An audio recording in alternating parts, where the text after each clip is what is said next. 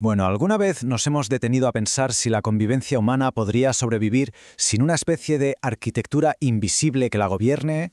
Pensemos por un momento en el caos absoluto que sería eso. Hoy vamos a explorar precisamente esa estructura profunda que sostiene prácticamente cada aspecto de nuestra vida cotidiana y que, la verdad, casi siempre damos por sentada. Bienvenidos a este análisis. A ver, vamos a sumergirnos de lleno en el tema. A lo largo de este recorrido, haremos un viaje bastante fascinante por ese plano invisible de la sociedad. Y vamos a dejar algo claro desde el principio. El derecho no es simplemente un montón de códigos aburridos y polvorientos escritos para que los jueces los lean en los tribunales. ¿Qué va? Es de hecho una de las creaciones humanas más fundamentales y dinámicas que existen. Y para no perdernos en este inmenso océano de información, nuestra hoja de ruta de hoy va a ser súper clara. Pasaremos por el origen del derecho, definiremos el concepto exacto, veremos cómo lo comprendemos a través de los grados de conocimiento, tocaremos la filosofía y la justicia, revisaremos cuáles son las fuentes del derecho y finalmente su clasificación y tipos. Así que vamos allá con el punto número 1, el origen del derecho. Empecemos por el principio, buceando en sus raíces históricas y etimológicas. ¿Cómo concebían el orden y la justicia las civilizaciones más antiguas? Pues observemos este contraste que es verdaderamente interesante. Por un lado, tenemos la antigua raíz indoeuropea jus, que significa literalmente unión o vínculo. Es ese lazo que nos ata a los demás. Por otro lado, la raíz latina directum, de donde deriva directamente nuestra palabra derecho, que significa enderezar o mantener las cosas rectas y regladas. Es decir, es como una moneda de dos caras. El derecho es simultáneamente lo que nos une como sociedad y lo que dirige nuestro comportamiento por el camino recto. Y todo esto ilustra de maravilla ese famosísimo y clásico aforismo romano ubi societas ibi jus. Donde hay sociedad, hay derecho. Y es que el derecho nace de la interacción humana más cotidiana. Algo tan simple como subir un autobús urbano o comprar una barra de pan en la panadería de la esquina. Ya genera realidades jurídicas inmediatas. No hace falta pisar un tribunal para estar inmersos en este universo. La realidad es que respiramos derecho todos los días, aunque a veces sintamos que nos ahoga un poco tanta burocracia. Pasamos al punto número 2, definiendo el concepto. Teniendo ya súper claro que está en todas partes, necesitamos anclar una definición real para un fenómeno social que es tan complejo y omnipresente. Vamos a desglosar esta definición brillante del jurista Miguel Villoro Toranzo.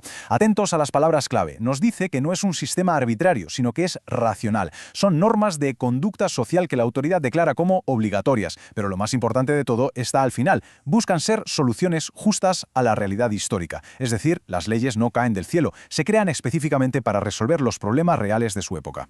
Entonces, el punto clave aquí es entender cómo operan exactamente estas normas en la vida real. Tienen 4 características principales. Son bilaterales. Esto significa que si otorgan un derecho a alguien, automáticamente imponen una obligación a otro. Son heterónomas, porque su origen no está en nuestra propia voluntad, sino que nos las impone el Estado desde fuera. Son coercibles, claro, porque su cumplimiento se nos puede exigir por la fuerza si hace falta. Y finalmente son externas, porque a diferencia de la moral humana, que juzga nuestra intención interior, al derecho lo que realmente le importa es nuestra conducta hacia afuera. Pero bueno, al analizar los textos académicos hay que reconocer que hay bastante controversia. Definir qué es exactamente el derecho ha sido objeto de debates intensísimos durante muchísimos siglos. Historiadores y autores discuten constantemente sobre sus límites, lo que nos demuestra que, lejos de ser algo estático y rígido, es una disciplina viva y en constante evolución. Lo que nos lleva al punto número 3, grados de conocimiento jurídico. Bajemos ahora un poquito por este embudo analítico para examinar cómo los seres humanos comprendemos e interactuamos realmente con toda esta arquitectura legal. Porque, lógicamente, no todos percibimos esto de la misma manera. Aquí vemos 3 niveles súper claros. El conocimiento vulgar es la experiencia del día a día, es saber que si se firma un contrato para alquilar un piso, pues hay que pagar el mes. Luego entra el conocimiento científico, que es cuando ya se estudia sistemáticamente ese mismo contrato, analizando sus leyes y la jurisprudencia. Y finalmente tenemos el nivel filosófico, que va muchísimo más allá. Es el que cuestiona los fundamentos mismos y se pregunta por la esencia pura de la justicia.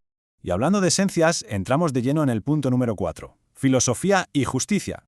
Profundicemos en ese conocimiento filosófico para explorar el propósito último de toda esta tremenda estructura.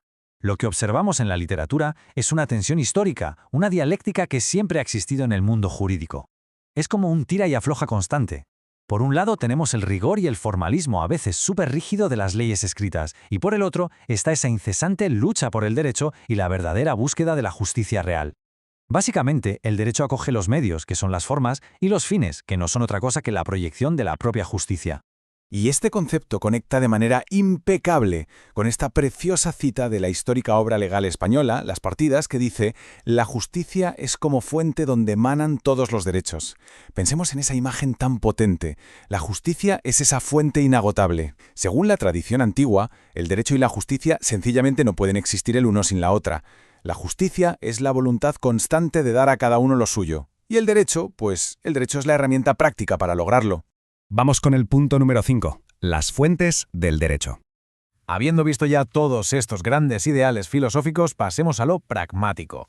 ¿De dónde provienen realmente estas reglas modernas? Pues es fundamental separar la manifestación física de la norma de la necesidad que realmente la originó. Tenemos las fuentes formales, que son la manera en que la norma se exterioriza y se hace visible, básicamente la ley escrita, los códigos, los reglamentos que todos conocemos, pero por otro lado están las fuentes materiales, que son los verdaderos motores de arranque, las ideas, la economía, la moral y las urgentes necesidades sociales que inspiraron y forzaron la creación de esa ley en primer lugar. Y por fin llegamos a la parte más estrecha de nuestro embudo, en el punto número 6, clasificación y tipos.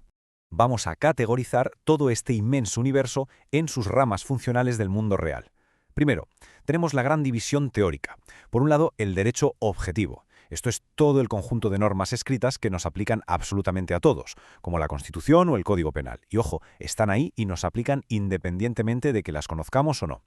Por otro lado está el derecho subjetivo, que es la facultad del poder individual que nos da esa misma norma a cada uno. Por poner un ejemplo rápido, la ley general, que es el derecho objetivo, prohíbe el despido improcedente. Pues bien, el poder de exigir una indemnización por ello, ese es el derecho subjetivo. Y la forma concreta en que esos derechos subjetivos se materializan y cobran vida en nuestro día a día es a través de los llamados actos jurídicos. Firmar un contrato, hacer una compra en el supermercado o presentar una reclamación formal son hechos que, al ser ejecutados de manera consciente y voluntaria, producen efectos jurídicos reales y nos permiten reclamar activamente nuestras facultades. Luego, tenemos la división práctica fundamental, público contra privado. El derecho público entra en juego en el momento en que el Estado actúa con toda su autoridad, regulando la sociedad en su conjunto, persiguiendo el crimen o gestionando la administración pública. El derecho privado, por el contrario, es el que regula las relaciones del día a día entre ciudadanos que están en pie de igualdad. Estamos hablando de contratos privados comerciales, temas de herencias o asuntos familiares rutinarios. Otra diferencia absolutamente crucial es la que hay entre el fondo y la forma. El derecho sustantivo es el que establece exactamente qué derechos y obligaciones tenemos. Es la pura esencia, el qué.